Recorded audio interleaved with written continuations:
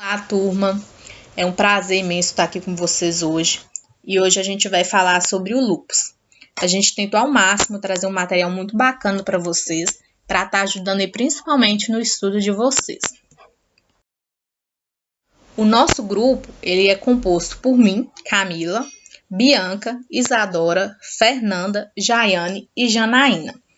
Só quero ressaltar aqui que a gente vai deixar para vocês um vídeo bem pequeno, na verdade. A gente espera que vocês gostem também, que a gente procura o máximo de informação sobre uma paciente que consta a vida dela, né, adquirida pelo lúpus. A vida normal que hoje em dia ela consegue ter, independente dessa doença. A gente espera que vocês realmente gostem. Então, cientificamente, o lúpus ele é uma doença conhecida como lúpus eritematoso sistêmico, tá? A palavra lúpus, ela vem do latim lupus, que significa lobo, e sim, é um animal. Ela refere-se à erupção cutânea que surge no rosto, semelhante a uma borboleta, e que se faz lembrar as manchas brancas no focinho desse animal. Já eritematoso vem do grego e significa vermelho, referindo-se à coloração vermelha da erupção cutânea. Essa erupção cutânea é uma mancha, como já dito, em forma de borboleta, que é aparentada no rosto, especificamente sobre o nariz, tá? Em relação aos olhos. E é um dos sinais, né, na verdade, dos sintomas que mais facilita no diagnóstico do lúpus. O lúpus ela é uma enfermidade altamente agressiva. Contudo, um indivíduo que mantém um acompanhamento médico rigoroso, ele tem condição de levar uma vida muito normal. Cientificamente, a doença ela é uma doença inflamatória crônica, de uma causa ainda desconhecida e de natureza autoimune. É uma doença que ataca diferentes órgãos, e como principais exemplos a gente tem o pulmão, o coração, o cérebro, o fígado, o rins e as articulações, entre várias outras, tá? Essa doença é uma doença rara, e elas são incididas mais em mulheres do que em homens. E é aproximadamente 3 vezes mais frequente nos afrodescendentes do que em brancos. Então, ela atinge mais as mulheres, porém mais as mulheres negras do que as mulheres brancas.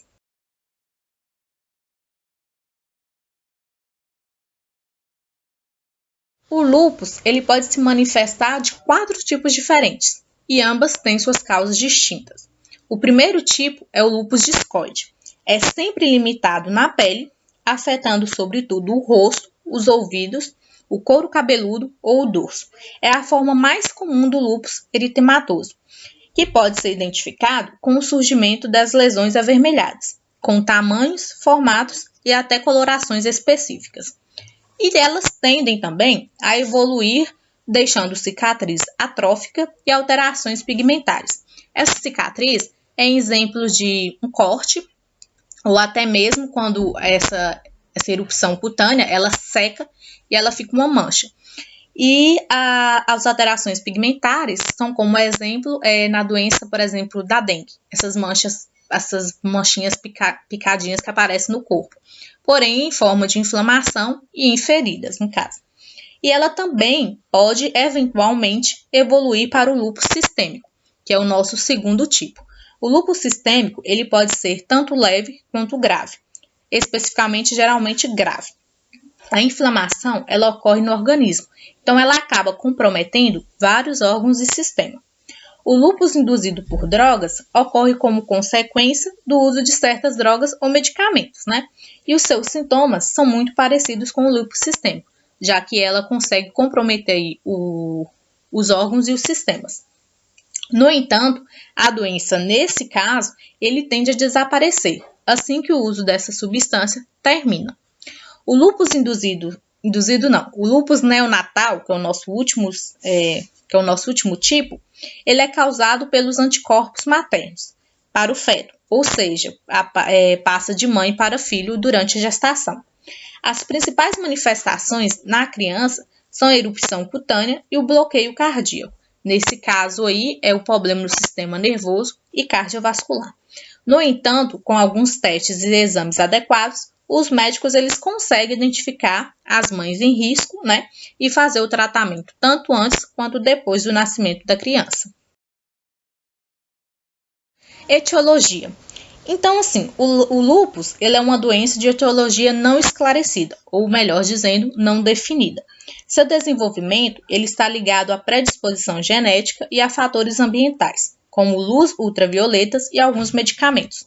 Como citado no slide também, conforme alguns estudos, né, ele pode ser uma combinação de fatores hormonais, infecciosos, genéticos e ambientais. E especificando, né, como uma forma de proteção, o nosso organismo ele produz anticorpos para atacar essas substâncias estranhas, como o vírus e a bactéria. Quando ocorre um desequilíbrio, o sistema imunológico ele perde essa capacidade de identificar essas substâncias, tanto nas células quanto no tecido do corpo, passando assim a agredir as células saudáveis. A aglomeração de muitos anticorpos no mesmo tecido ou órgão, chamados assim pelos especialistas de complexo imunológico, é quem acaba sendo responsável pelas inflamações características do lúpus. E um questionário, na verdade, muito importante e que muitos perguntam é como se pega o lúpus. Então, por ser geralmente desenvolvida por conta do sistema imunológico, essa doença, né, o lúpus, não é uma doença contagiosa, ou seja, ela não se pega e muito menos se transmite. Para quem está acompanhando a gente aí, no próprio slide eu coloquei uma imagem muito bacana em relação aos sintomas. E como a patologia ela pode afetar qualquer órgão ou tecido em diferentes condições, os sintomas são variados. Inicialmente aí, pelas úlceras orais, que são parecidas como aftas, porém, né, em forma de feridas infecciosas. No pulmão, a gente vai ter a pleurite, a pneumonite, que são inflamações do pulmão, e pode ocorrer de uma embolia ou de uma hemorragia pulmonar, que nesse caso aí vai ser uma tosse com sangue e a dificuldade de respirar. No rins, ocorre a insuficiência renal, sangue na urina e uma urina muito espumosa. Na pele, a gente já tem o exemplo do lúpus discoide, que são as erupções cutâneas apresentadas no rosto, na pele, entre vários outros. Na cardiovascular, a gente vai ter a hipertensão e o infarto. Uma causa muito comum também é a aritmia.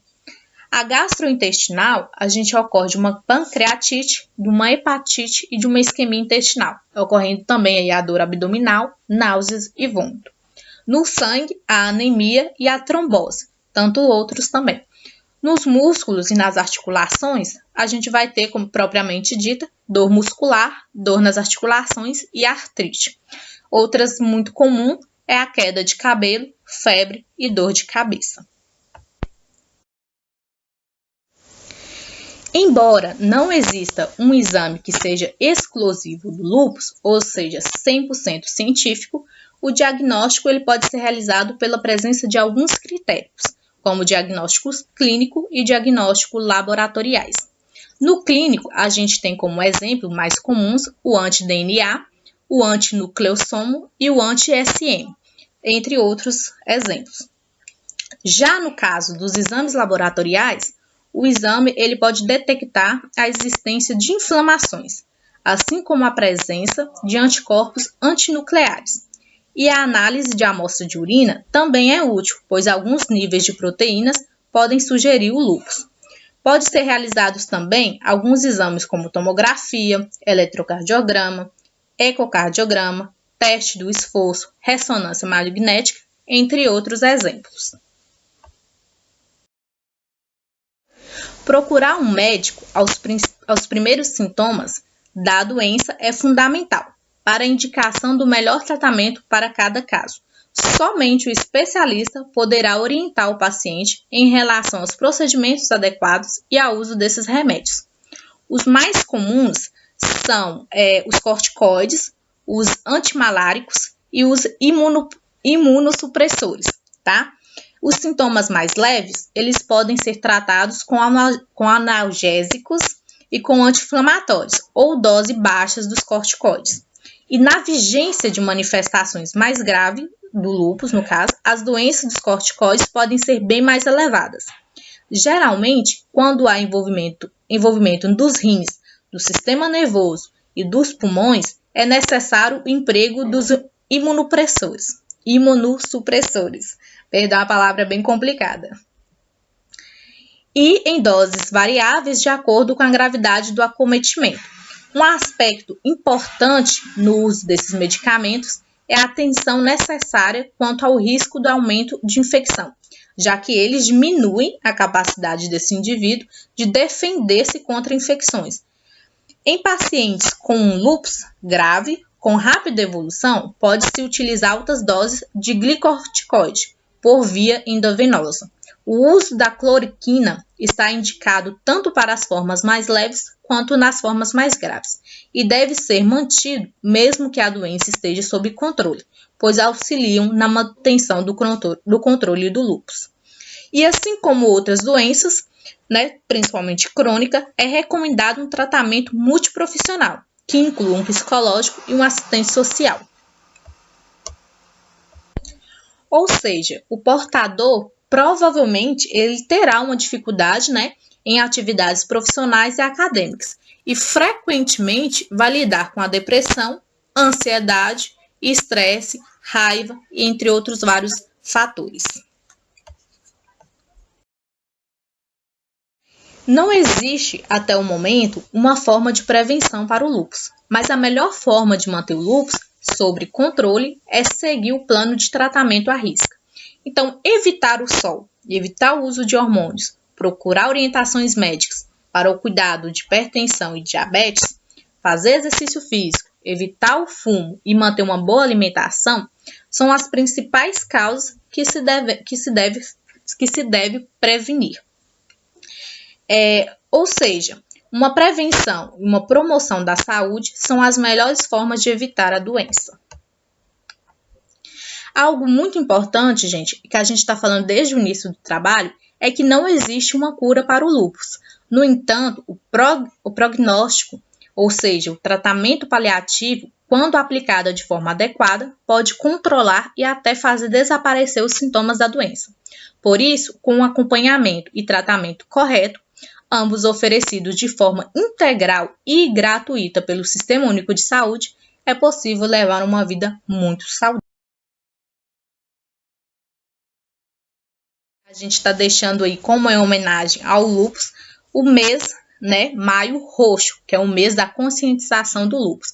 E é muito importante, Vale lembrar e ajudar essas pessoas que passam por esse procedimento, por esse tratamento e por essa definição de doença. Ela é